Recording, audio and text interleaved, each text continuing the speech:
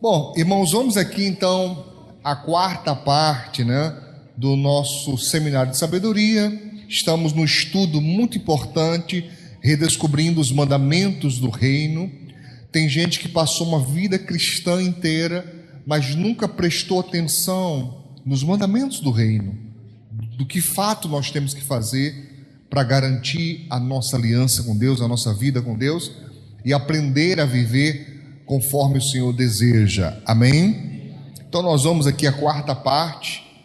Vamos retomar um ponto, irmãos, que nós começamos, mas não demos sequência, que é a parte reconhecendo, aliás, a autoridade do rei. Quarta parte hoje, a autoridade do rei. Nós começamos a falar, mas não demos sequência, vamos dar hoje. Todos acharam? Era impossível não achar, porque eu já entreguei pronto, Misericórdia. Vamos lá então, a autoridade do rei, agora sim, reconhecendo o rei do céu. Em casa o pessoal vai abrir a Bíblia em Daniel capítulo 4, certo? Anota aí para depois você ler, porque não vai dar tempo de a gente esperar. O pessoal aqui já está tudo pronto, o pessoal tudo alerta, eles já estavam todos preparados, só esperando a gente começar. Então vamos lá, reconhecendo o rei do céu. Deixa eu situar você, para dar tempo do pessoal se organizar lá.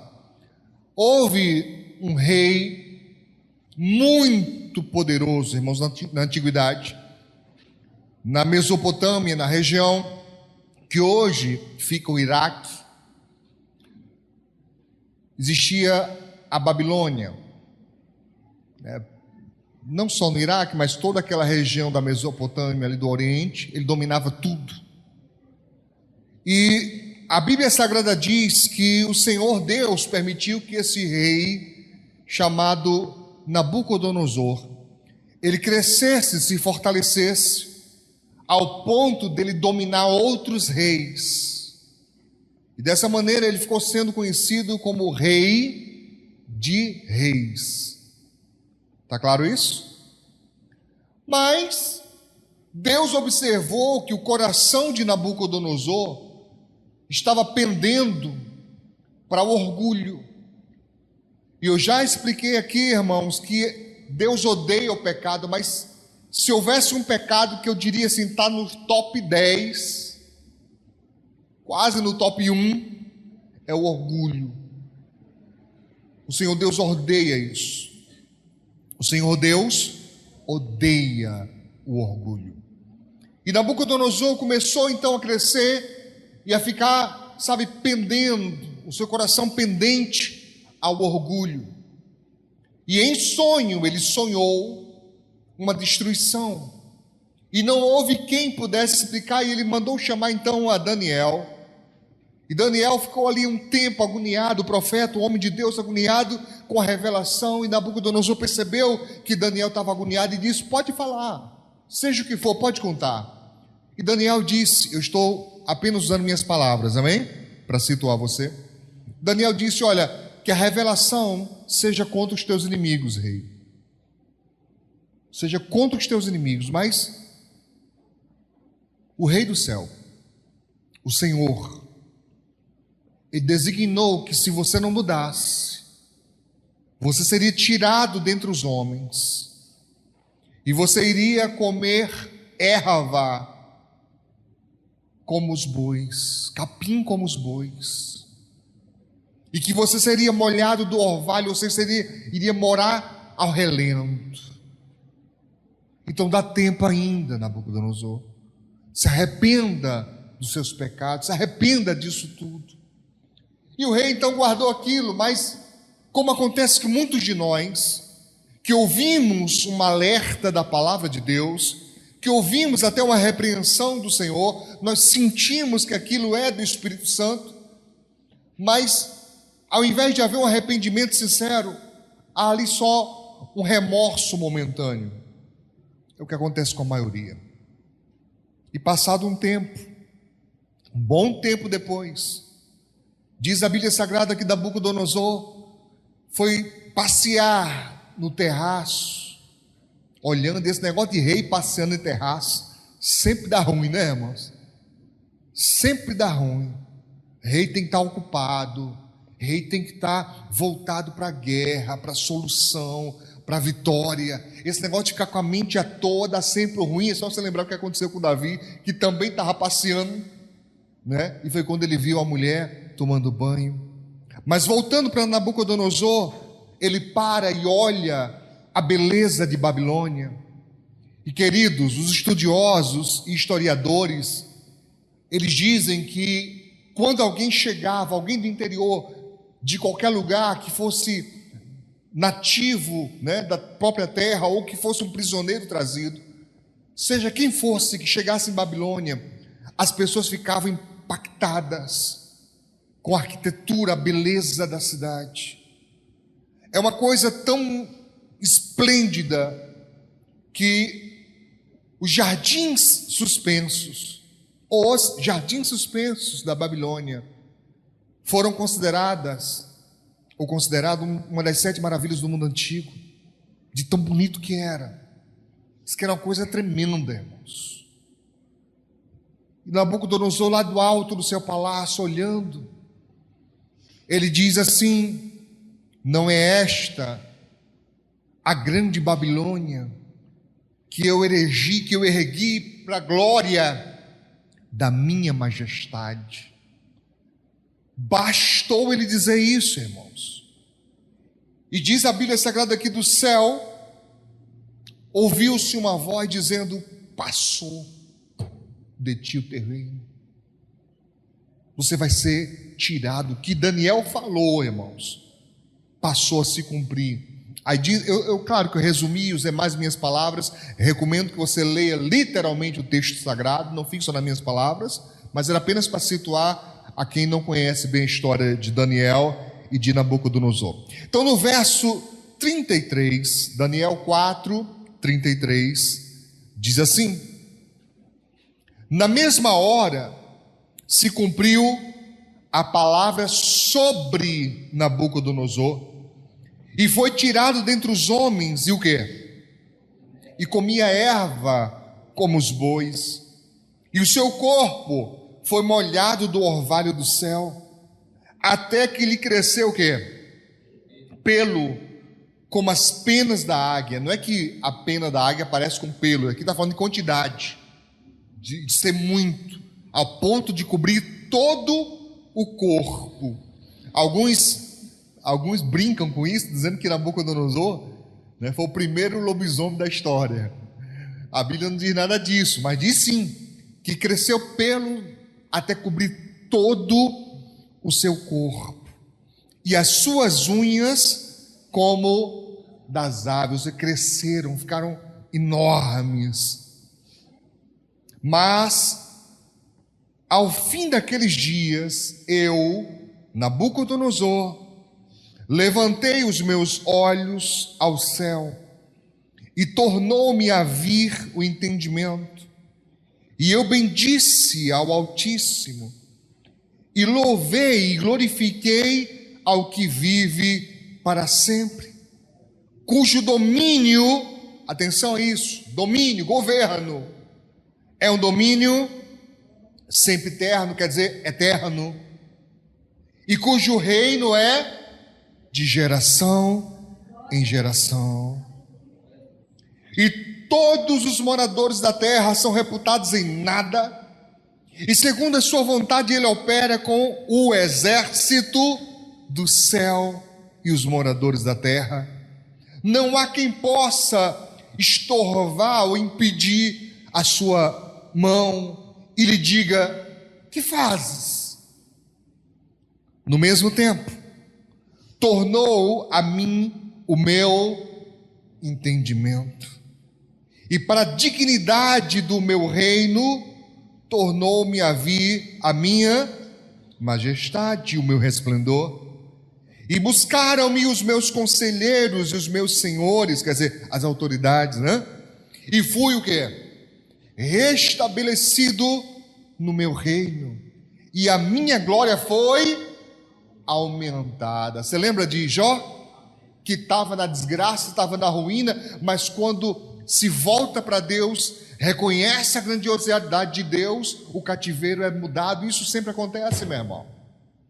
quando alguém reconhece a autoridade de Deus sobre a sua vida, quando alguém reconhece que, na verdade, nós não deveríamos jamais querer tomar o controle de Deus. É isso que Nabucodonosor está falando aqui. É isso que Nabucodonosor está dizendo. Não tem quem possa debater com ele, não tem quem possa impedir o seu agir. É ele que manda, tanto no céu quanto na terra. Amém? Verso 37, olha que coisa linda, irmãos. Agora, pois, eu, Nabucodonosor, louvo e exalço, essa palavra quer dizer exaltar mesmo, tá? E glorifica quem? Ao Rei do céu. Olha que ele reconhece, não é só um Deus.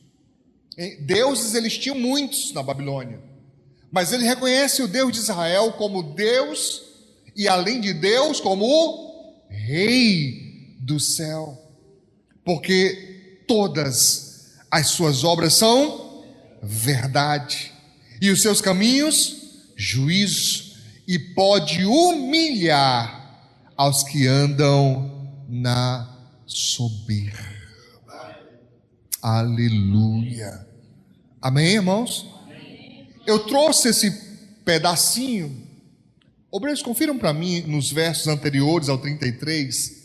Me fugiu aqui da lembrança se foram 7 anos, mas salvo engano foram 7 anos que ele passou nessa condição. Confere para mim se foram 7 anos.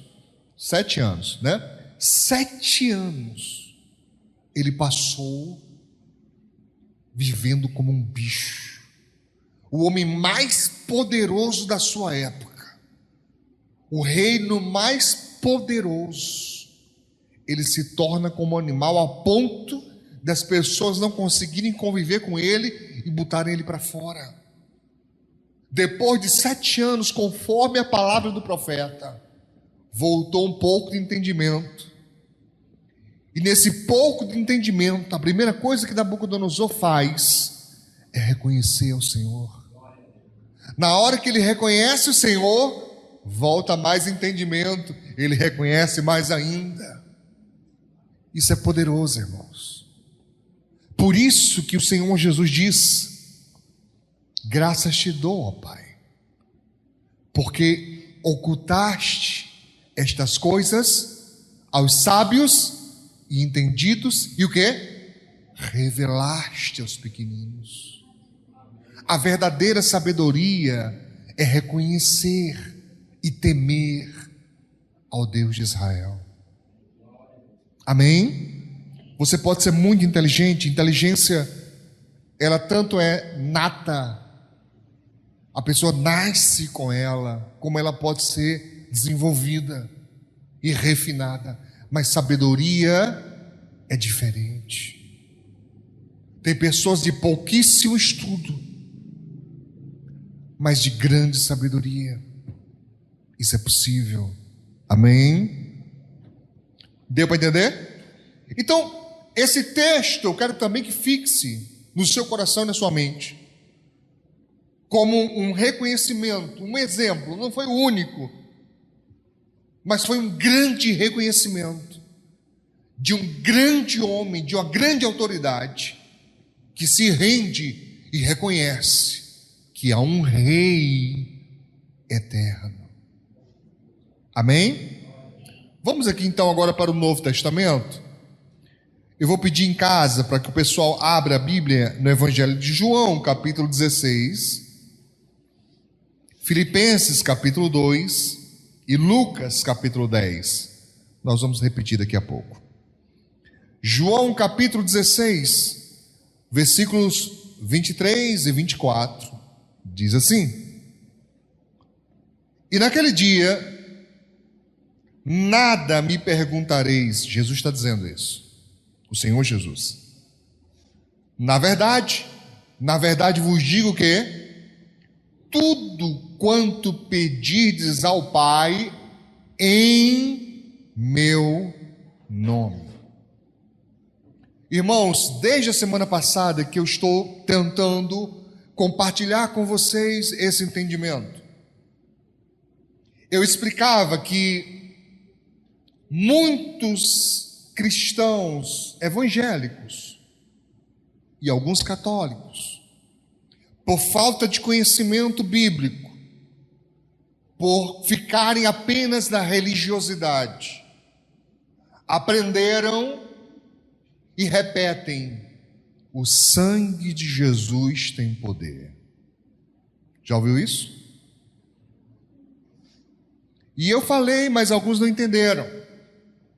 O sangue de Jesus tem ou não tem poder? O que é que você acha?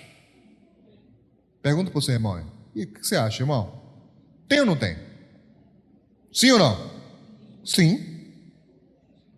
Indubitavelmente o sangue de Jesus tem poder. Mas poder para quê? Perdoar pecados. É específico na Bíblia Sagrada. Esse sangue de Cristo, derramado na cruz, lá no Calvário, teve um propósito. E o propósito qual foi? Certo? Pagar a nossa dívida com o pecado e a morte. O texto sagrado diz que rasgou-se a cédula, que seria a nota fiscal que a morte tinha contra nós. Ele rasgou e pagou a dívida. Mas o sangue do Senhor Jesus, como Cordeiro de Deus, segundo a palavra de Deus, tem essa função específica: criar uma nova e eterna aliança entre Deus e os homens, perdoando os seus pecados, trazendo eles de volta a Deus. Amém? Mas, quando nós estamos tratando da guerra espiritual contra o mal, não é o sangue, é o nome. E acredite, irmãos, eu sou criticado por ensinar isso, como se isso fosse uma heresia. Não é, é bíblico. Mas as pessoas, da mesma forma como aconteceu com os judeus na época de Jesus, elas substituem a palavra por costumes. Então se acostumou no meio cristão evangélico a dizer: o sangue de Jesus tem poder, como se fosse uma ação de autoridade, e não é. O inimigo não responde à autoridade do sangue, porque a autoridade do sangue é para perdoar pecados. Ao que ele responde? Ao que ele se rende? A autoridade do nome. Isso está claro? Então vamos lá. Ele diz aqui: tudo que pedirdes ao Pai em meu nome. Essa expressão seria hoje, de uma forma muito pífia, de uma comparação muito frágil, muito fraca, muito mal comparando, mas seria o equivalente a você emprestar o seu nome. Cartão de crédito, cheque, quase não se usa, né? Mas seria a mesma coisa. É como se você emprestasse o seu nome para alguém utilizar, nesse sentido de autoridade, autorização. Quando você pega um cartão de crédito e você entrega na mão de alguém e você fala assim: pode comprar. Suponhamos que você tem um limite, chutando aqui, só um exemplo, de R$3.000. E no cartão esteja liberado R$3.000. E você entregue esse cartão para alguém, e a depender da operadora, às vezes na hora da compra eles mandam mensagem ou ligam, perguntando se está autorizado. Se for esse o caso, você confirma, dizendo: eu estou autorizando. E a pessoa comprar os R$3.000 inteiros.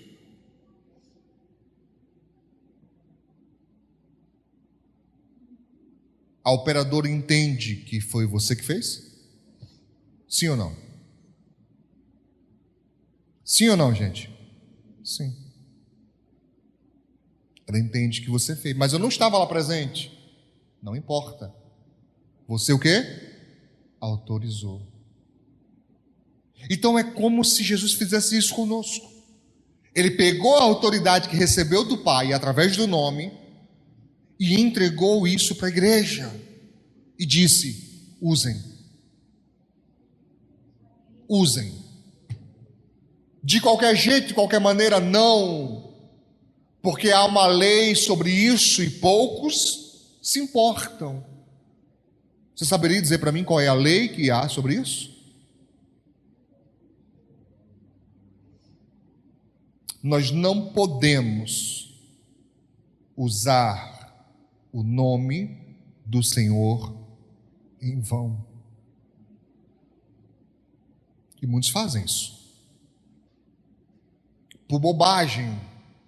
Fulano, você vai para a padaria hoje? Vou, em nome de Jesus. Você não precisa do nome de Jesus para ir para a padaria. A não ser que você seja paralítico, coxo, e ninguém nessa vida possa ir por você. Só tem você por você e mais ninguém. Então, para você conseguir ir, vai precisar de um milagre. Mas se não for o caso, não tem sentido, irmãos.